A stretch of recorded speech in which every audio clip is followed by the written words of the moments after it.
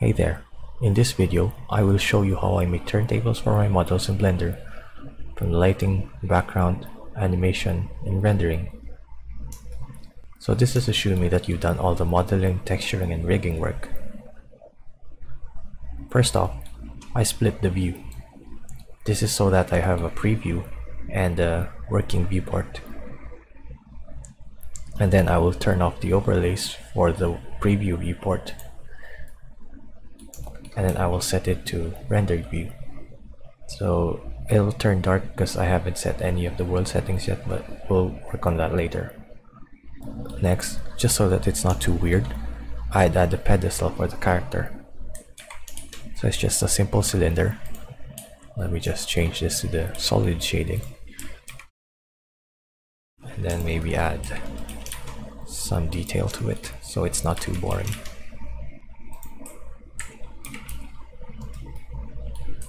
And then I'll add the subdivision surface modifier and bevel the corners so they retain the shape. And right click, shade smooth. I need to add a bit more edge loops here so that it doesn't curve too much. And just a few more here for good measure. And here for the top, because you see there's a bit of shading errors here in the corner. I will go to edit mode and then use inset to add another edge loop inside. Next, if your scene doesn't have a camera, you should create one. So I'll go Shift A and then add camera, and then I will position it in the center with Alt G, and then I will move it to show the whole model. To view from the camera, press 0 on your numpad, or if you have a camera existing, Control 0 to set the selected camera as the active camera. And then let's just position it. Normally I would also change the focal length of the camera. So with the camera selected, just right click and then camera lens angle.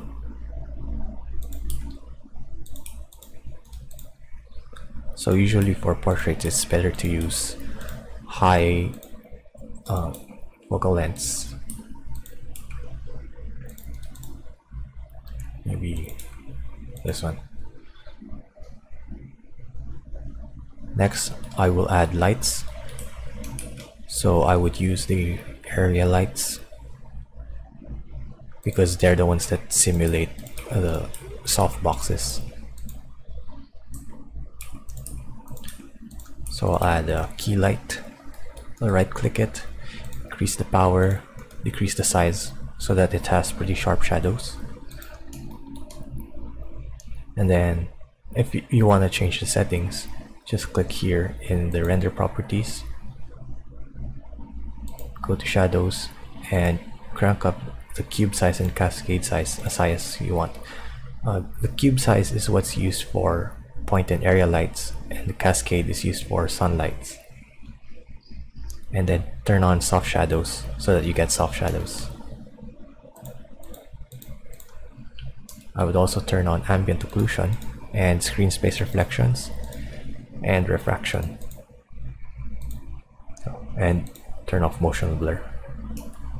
Next, I will add another area light.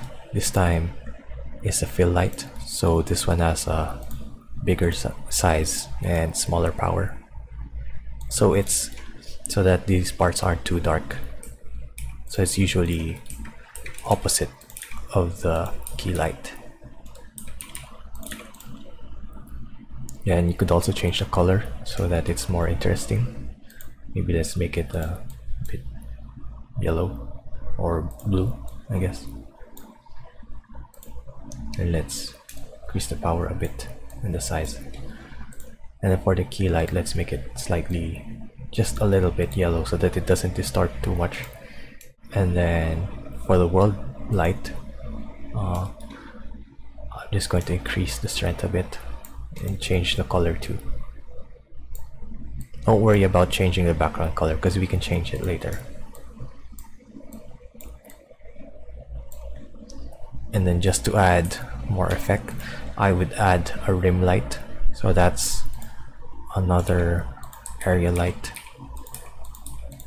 This time it's really strong and it's slightly to the side.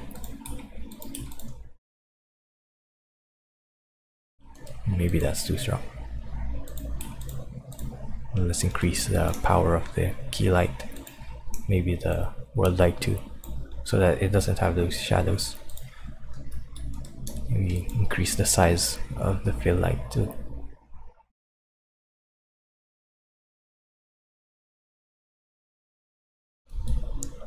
If you want to change the background color from what's lighting the scene, you need to open the shader editor and change this to world, so that you're editing the nodes of the world. Next, you need to put a mix shader in between these. So the shader on the top is what lights the scene, and the shader on the bottom is what's seen in the camera. So for example, I could set my light to blue and then my background to yellow.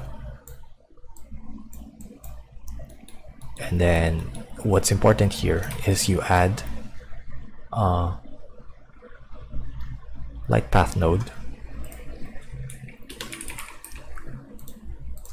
and connect an is camera array here to factor, so I can have a different background from what lights the scene. You could also change this to an HDRI image, so just add an environment texture, and you could add any HDRI image you've downloaded from different sites like HDRI Haven. So I'm going to use this and then connect it to the background. So if you look at it, my metallic parts are reflecting something else aside from just the lights.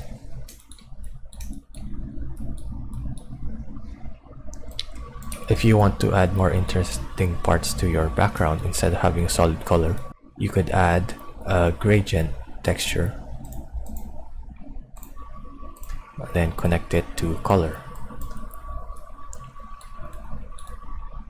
If you want it to connect to the world, just leave it as is, and maybe add a color ramp.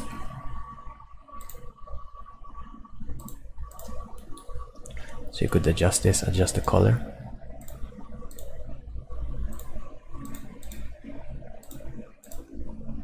If you want to map it to a specific mapping, you could also add a texture coordinate node and connect it to the vector of the linear gradient. So by default, this is the generated coordinate. If you wanted to lock onto the camera, you could use camera or window. So see, no matter how I rotate it, it doesn't change. Unlike with generated, when I rotate it, it also changes. So it might be better to use camera in this case. And then I'll change the gradient type to spherical. But if you see, it's not doing anything anymore. So we need to first add a mapping node here and change the z-scale to 0. So if I go back to the camera, it's mapped to the what I see there. It's like a flat background. So let me just change it a bit.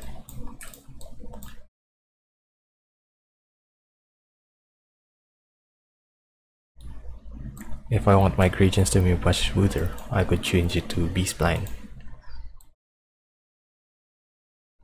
I think that's good. And then next, we have to add the actual turntable animation. So I could close this shader editor now.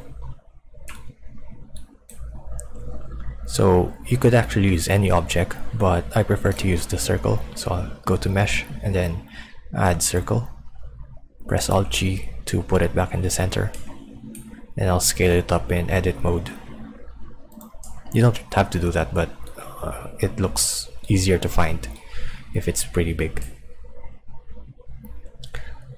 So usually what I do is I parent all the lights and the cameras to the circle, but you could also just parent everything else to the circle. But I find it easier to parent it the other way, because if you have a lot of separate objects, and sometimes they're not always connected to the armature of your character, like there's a rock there maybe or something, it could get tricky. So just Control P to parent. So select all the lights on the camera and then select the circle last, so that when you rotate it, when you rotate the circle, everything else follows. You have to make sure that you do that, because especially with the lights, because if you don't and you rotate it, you'll be looking at the backside of your model, and sometimes it would be dark. Next, I'll add a timeline window, and then I will set the duration of the scene to around 10 seconds, so that's 240 frames if you're at 24 frames per second. And I'll go to frame 1.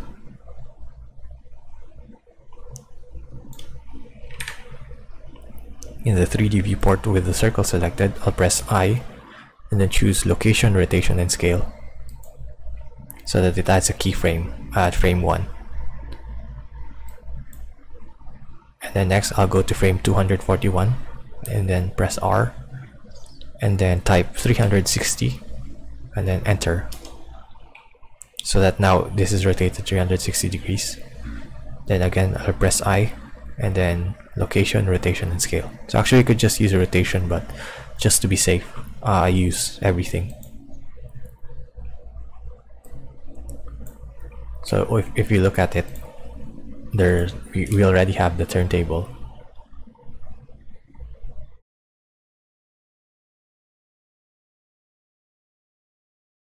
But the problem is, you could see that it started out slow and then it will slow down when it's stopping. So to fix that, in the timeline, select all your keys, press T, and then change the interpolation to linear. So if you play it now, it's pretty seamless.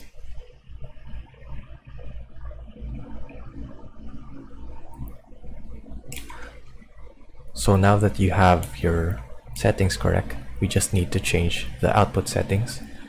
So click this icon, the output properties, and then in output, you can change the output path and the file name.